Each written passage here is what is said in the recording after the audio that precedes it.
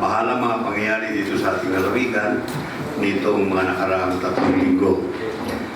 Noong kalagitnaan ng Abril, nag-umpisa ang malawakan at lantarang pumudmod ng pera sa kabilang kampo sa mga butante ng Pangasinan at naglabasan din ng mga dyaryo, umano mga sa internet, kung ano na, panay mga black propaganda o paninira na nadami pa ang aking mga pamilya, pati ang aking mga apo.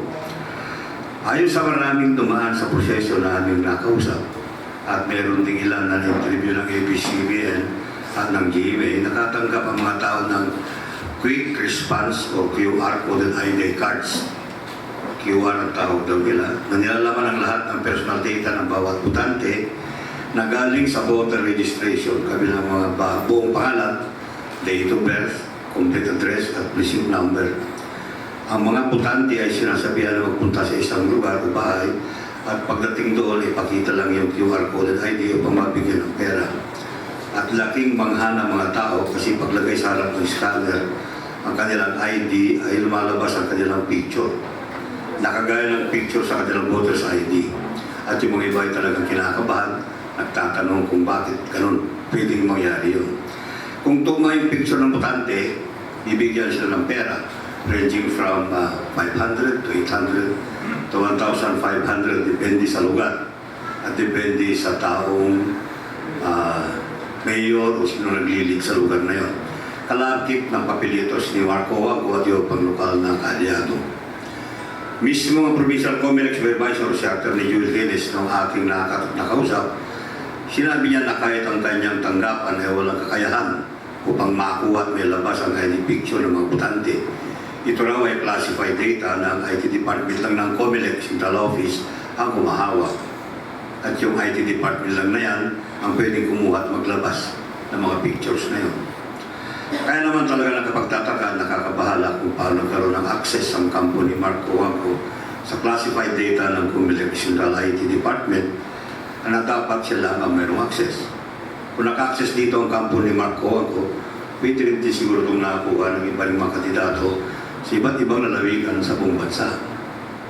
Ano ngayon ang implikasyon ng ganitong security breach ng classified Comelec data sa integrity at credibility ng darating na halalan? Ito ay isang mabigat na palaisipan at problema na dapat harapin agad nating lahat at dapat siya sa atin sana at aksyonan agad ng Comelec. That is my prepared speech for you guys na para lang dito sa issue ng vote buying natin at sa kayong coded cards na yan. I will entertain questions, anything under the sun.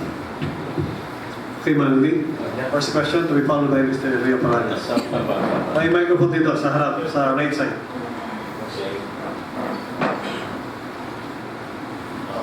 Thank you very much. Good morning po, Governor. I understand po na tungkol po sa coded IDs, sa QR coded IDs. Nabalitan ko po na isa sa mga nabigyan po ng ID na coded ay kayo po at ang iyong anak na si Pogi at ang iyong kapatid. Paano po nyo maipapaliwanag ang bagay na ito po? Kung ba't ang dapat magpaliwanag o sila dapat magpaliwanag? Pwede ba sa ba yung tanong? Sino ang pagkakas? Sino may ano dito? Paano po nyo natanggap yung mga materials na yan?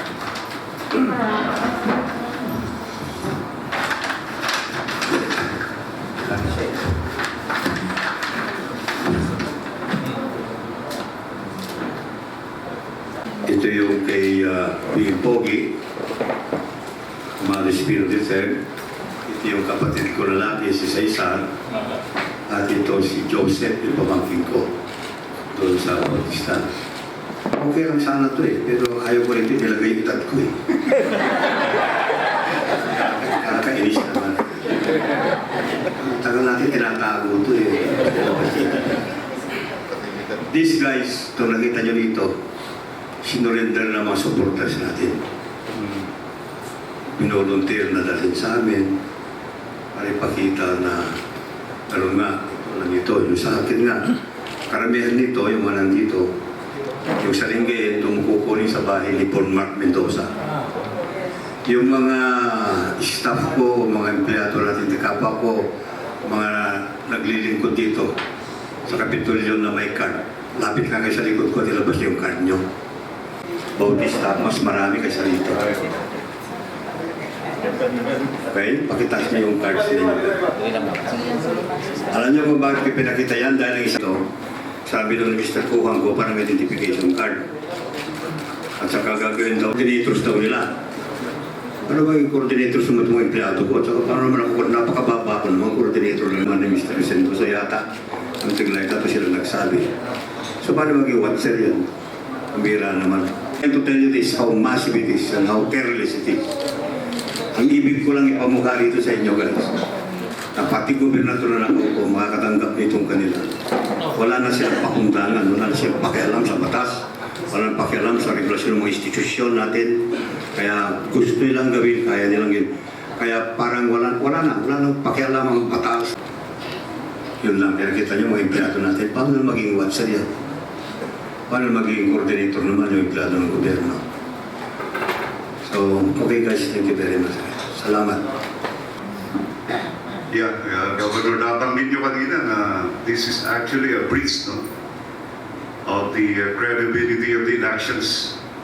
At ang may telling effects ito on the integrity of the election itself.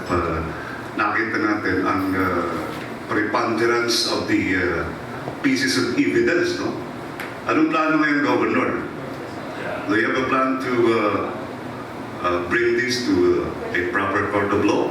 At saka isang question, ginawa ba nila ito dahilan sa perhaps to steal the tide of popularity of Despinos? Yun lang po. I will be very presumptuous kung sasabihin ko na gano'n, pare.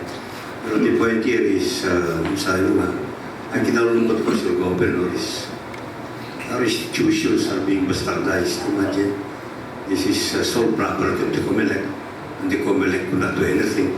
In fact, they could not even answer me how this has been done. And then we have our police who cannot do anything.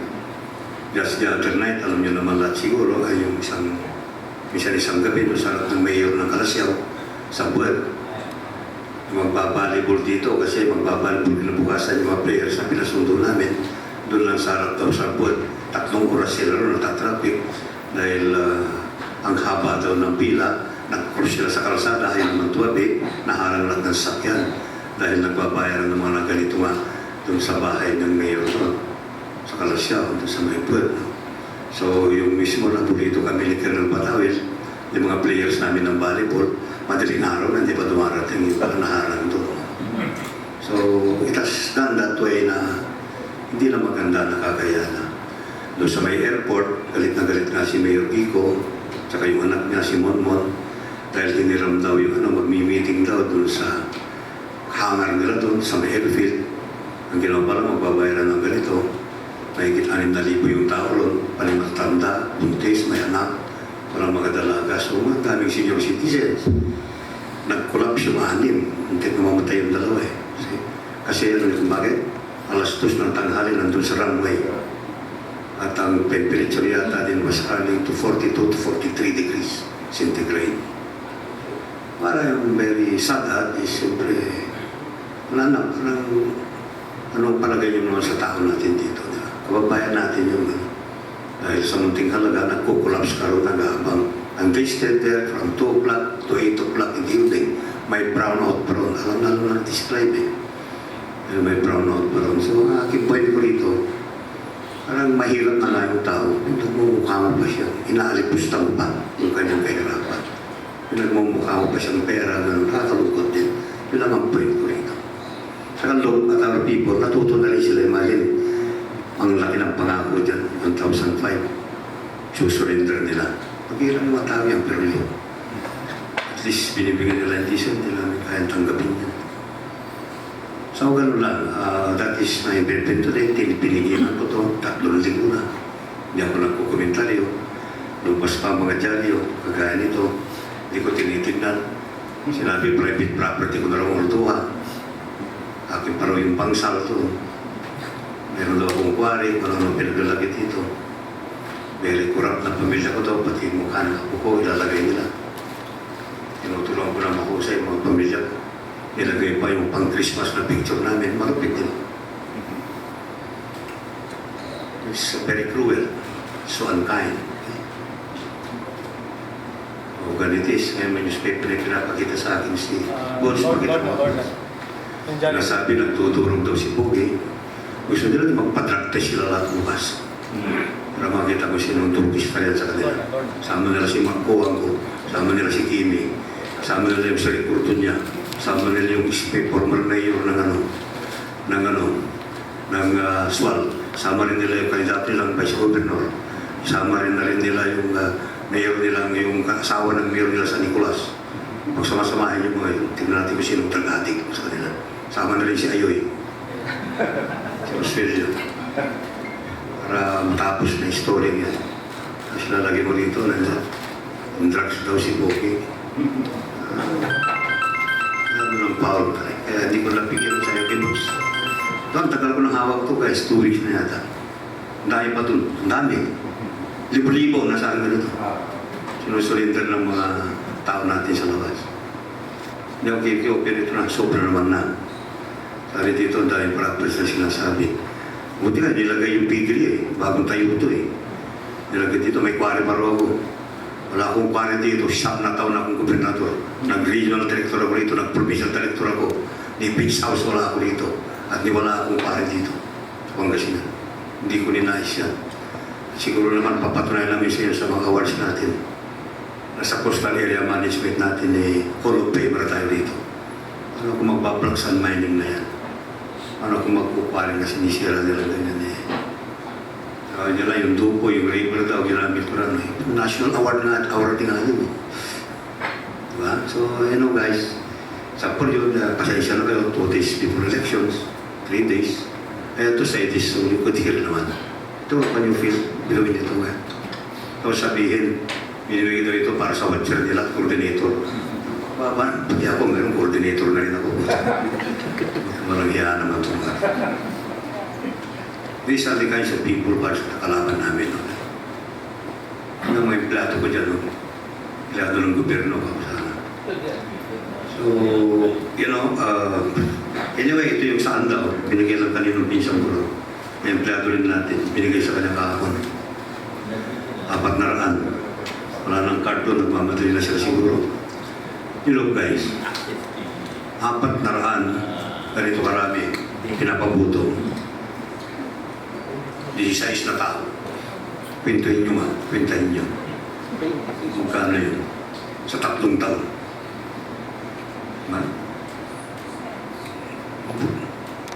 Nagbigay daw dito ron si Siltran, yung mayor doon na sila ulo din, tanda ko. Laki-laking tao gato. 2 days before the elections na lang po. So far, sir, kumusta po yung kampanya niyo sa 5th District at saka kampanya ni Board Member Poli sa Pangasinan? Okay naman. Okay naman. 2 araw akong umikot doon. Actually, yun lang ang ikot ko. Sa 2nd District, mainit naman yung pagtala. Kung umaasa ako doon sa mga survey nila, naniwala ko ng content, sinabi 70-30, ganyan. So, okay lang naman, kontento naman ako doon. 65-35, ano. So, okay, in answer to that, honestly, I feel good about it. Ang feels ko nga lang yung itong sa ating, ganito nga, mga pekos natin. Sabi ko nga kung anong apprehensions nyo, ganda yung akin. Good morning po, Go. Ano po ang masasabi niyo po ninyo doon sa statement ni Marco Juanco na humihingi siya ng tulong kay Presidente Aquino dahil daw yung reshuffle ng PNP at mukhang ang mga PNP daw, ang sinasabi niya, ang regional director ay kaibigan nyo at ang PNP daw ay pumapanig sa inyo. Gusto nga akong kausapin ng regional director din, ayaw ko nga eh. Pero kami daw pag-usapan ka ako nga eh. Una kong na-request sa kanila, alis sa diligence. Si si Marlon Channing. Hinihiling kong maalis dyan para maniwala ako sa kanilang fairy sila eh. Ina-promote pa eh. Tapos kaya sabi nila, kaibigan ko ang PNP. Kaya naman. Eh siya ang chairman yata nila ng task force nila dito eh. Ng eleksyon. Kung paano may ganang PNP? Alam mo, mula sa naman, ito si Mark Coco, sinungaling talaga to eh, di ba? Kailan ba nagsabi ng totoo to? Di ba, sabi pa niya daw eh, ako daw namimili ng boto, sila nga nahuli. Tapos sabi niya, kung namimili, ano ba sila ulo talaga, di ba? Akala niya kasi itong taon to, kaibigan ko, sa kaya kami ito atak ko ni Pogi, sabi ko sa guys. Dahil alam kong pag-ugali nito, sisira niya itong probinsya natin ito. Kaya sila kami sabihin ko ito, mahal na mahal ko itong bayan natin. Mahal na mahal ko itong mga susunod na henerasyon natin, mga anak natin. Andito lang ang pamilya ko. Kung ito maging presidente lang, dadalawa sila rito guys. Hindi pa sila tiga rito. Dadalawa sila rito, mag-asawa lang dito, walang magulang, walang anak, walang kamag-anak, dito, hanggang pinsan mo lang, papangkin, kapatid. Gusto maging gobernador, maging congresswoman, di ba? Pero ba yan natin yung 5th district noon, dahil daming tao nakiusap. Eh ngayon, bakit? Masabi ba niya ngayon magandang gabi sa inyo lahat? O masabi ba niya sa Ilocano yan, Pangasinan man lang? Nagbagarabinyo, labit siya kayo, masabi ba niya? 10 taon na 5,000 taong congressman. Nasabi ko lang ito dahil hindi na ako kumikibo at nagiging pa ako. Sabi pa ako namimili ng boto, hindi sila ulo. Siya nga nahuli na eh. Tapos sabi niya, biro ko sabi niya, coordinator niya ako. Ha? Hindi sila ulo. Tapos namimili pa ako ng boto, coordinator niya ako eh. Diba? Walser na rin ako. O ba? Then ano ka mga guys, you look at these people. These are not normal men. They started bastardizing our system, our institutions. They started humiliating our people, especially the poor and the ignorant.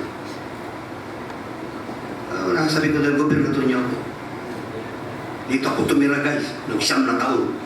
Dito sa Kapitolyo. Kasi siya lang kami bumabanggit ko to. Pero may iba nakakalimutan ko. Sirahin mo ako ng ganyan, pati pamilya ko, apo ko. Pagkalang yan, tinuturo ako ng gusto mga anak. Pinabalitaan na ba kayo mabusong anak ko rito sa Pangasinan? Congressman ako, provincial director ako, regional director ako. Meron ba kayo nabalita? Meron ba kayo natin naglabas ng baril dyan? Kung may sinampal dyan, sinuntok. Membro ng pamilya ko, ako na mismo. Congressman ako rito, 6 na taon. Gobernador ako ng 7 na taon. Regional director ako ng 2 taon. Provincial director ako ng 3 taon. Meron bang arumal-tumal o masamang ginawa ko dito sa bayan ko? Provincial. No, I would do that. Eh? Hindi lalabas mo sa akin itong mga ito. Huwag naman sana. Dahil gusto ko lang maging gobernador. No. I hope you don't mind yung mga comments ko. Labas ko naman, tao rin akong katulad nyo guys. Siguro naman pag nilalait ng pamilya nyo, sinasabing magtuturo ang anak ninyo. Lumalabang gobernador, sabi mo duro. Sabi mo nagkukuhari ako rito. Sabi mo sinisira ako. Pati urutuha pag-aari ko daw. Yung sasabi dyan, nakita nyo dito ng 2 bahay yung San Carlos, hindi ko alam, hindi ko bahay yun. Bahay ko nandyan, yung tubo po yan, sinasabi. Ano sinabi? Ano sinabi? Hindi ko po binabasa kasi ito mga totoo lang. I don't treat it, sinasabi na kami siya, sabi ko. At my friend here knows that, i-dismiss ko agad yan. Dahil, ang gusto lang naman yan, mawala ako sa focus. Yun lang naman. At least I can assure you guys, I did my best as your promised. I did my best as your governor. Ngayon kung ano man yung mga sinachar sa akin yan, I am denying ito. Yung mga corruption charges, sinars na nila ako ng martyrs na 3, sinars na ako ng plunder, sinars na ako ng graft, tutulong sa shotgun, natulong ko lang sa barangay, black sound daw, na sinasabi naman ng mga nag-complain na original, politika lang yan, na ginamit lang sila sa politika. Alam ng Diyos, lumugman ako rito. Ano kung mag-ibita ng black sound sa akin, sasakay, tricycle. Ano guys, magbablock sound ka, sinisira mo yung coastline. Iba tayo awarded. Kung sinira mo yung coastline, ang lingin. Pero lang kasimple ito eh. At you could see what money can do. The power of money. Okay? So ito yun. And I am not willing to abide by the rules. I'm willing to defy the rules just to prove that we can do something for our province. Yun lang yun. Pero nasobran na nila kaya total mag-eleksyon na rin. Sagutin ko lang naman at pakita sa inyo mga ito. Sabi sabihin pa na binibili para sa coordinator. At yung coordinator ng gobernador. Ibang issue naman po, pero ganun din, panina pa more. Ito pong pagpapalabas nila ng mga videos na nakakasira po sa pamilya ninyo. Actually, kagabi ako po mismo yung naka-encounter at nag-gather ko po ito sa police station. Is there anything we could do? Kasi tinatanong ko yung mga tao na nanonood, parang galit din sila, bakit may ganito? At saka nung na-picture ko po yung mga taong nagpapalabas nun, pati yung vehicle nila, tinigil at tumakbo. Ibig sabihin talagang malisyoso po. Ano po pwede natin gawin dito, sir? Yeah, again, yun nga, at least na i-platter yung mali. Ito nga, that was the last straw. Kaya meron tayong pan ngayon. Kasi hindi ko sinabi kay Boss Boss, kasi may kaibigan natin. Baka sabihin nila, binabaliw lang ulan yung mga yan. Inilabas din niya sa bayan namin mismo. May video ko ipapakita ko sa'yo. Sa Bautista mismo, ginawa sa bayan namin. Sa Alcala din, ginawa. Meron din kayong video na. Ang masarap nito, alam mong illegal yung, alam mong masamang ginagawa nila dito to. Dahil tumatakbo sila pag may lumapit na polis. Di ba? Flight is sign of, di ba? Kill. Kagabi, di ba? Sinipa mo pa ka mo. Tumakbo. Nagsumigaw ka lang, tumakbo na, di ba? So, imagine, umabot tayo sa ganun tayo. Imagine, ilog at Pangasinan. Why? Alay ko tayo lang ang probinsya gano'n. Ba't tayo umabot sa gano'n? Ito lang masasabi ko sa inyo eh. Tiga Pangasinan naman kayo. Matagal naman na kayo ng Pangasinan eh.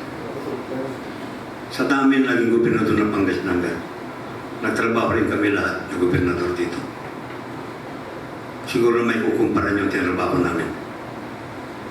Ba't ako ang ginaganito? At ako ang may kaso. Bakit sila wala at hindi ginanito? Yun lang, tanong ko sa'yo. Ba't kaya sila? Wala naman siguro makapagsabi naging gobernador dito. Mas maganda ang ginawa niya sa akin. Hindi naman sa pagmamayabang yun. Pero bakit sila walang kaso? Nananahimik lang. Ba't ako ang may kaso? Itong inaabot ng pati pamilya ko. Umiiyak ang pamilya ko sa dami ng ginawa ko ito. Yun lang gusto kong maramdaman nyo. At malaman nyo kung bakit I am talking this way naman.